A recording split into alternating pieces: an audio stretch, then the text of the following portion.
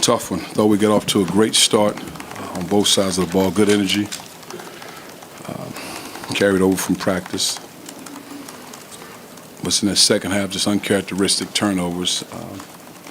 And I think they scored like 7 points. We up 10. We up 10. They scored like 7 points, somewhere around there. And two of them I know were breakdowns on our part, especially on things that you spend a lot of time practicing on. But give those guys credit for winning the game. Questions? Cuonzo, you hold them scoreless for so long at the beginning. Did you feel like you missed a chance to have an even bigger lead than you did?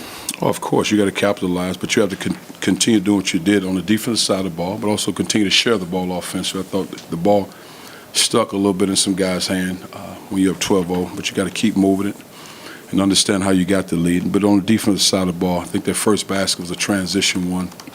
Our breakdown, I could see it now. We just didn't sprint back, get turned around, but I think it started with a shot on the other end. And it just went from there. But you got to, again, do the things that you need to do to be successful from start to finish of games. It's just a consistency, and that's what we have to get better at.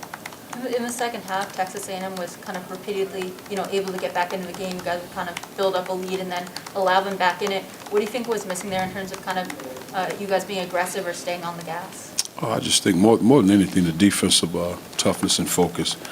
And more focused than toughness. I thought we displayed a level of toughness today, but I think more the focus on certain assignments. You have to carry those assignments out from start to finish of games. Even if they make a shot somewhere, stick to the assignment.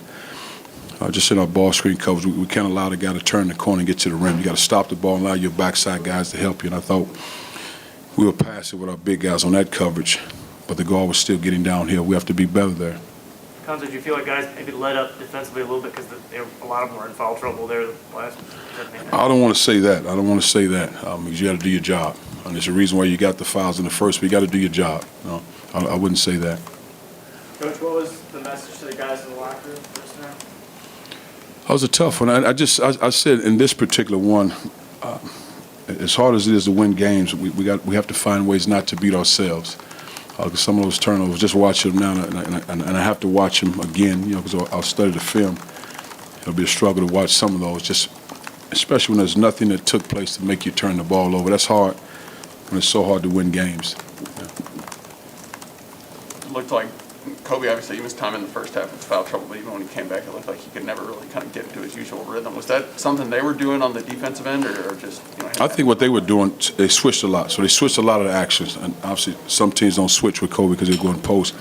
What I didn't think he did aggressively tonight was post aggressively. I thought he got consumed with how they defend him three-quarters. Somebody's behind him. There's one point he was telling guys to get in position.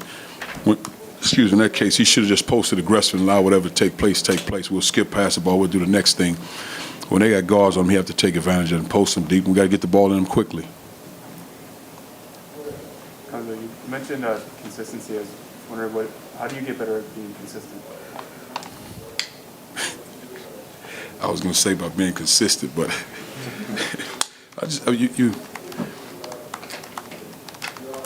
you have to do it. It's simple. When we spend so much, certain things we spend a lot of time on.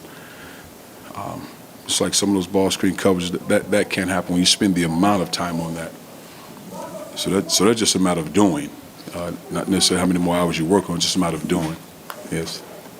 Mm-hmm. On that last shot, were you all anticipating that they would foul, and what kind of look were you hoping to get out of that? We thought we would get a good look.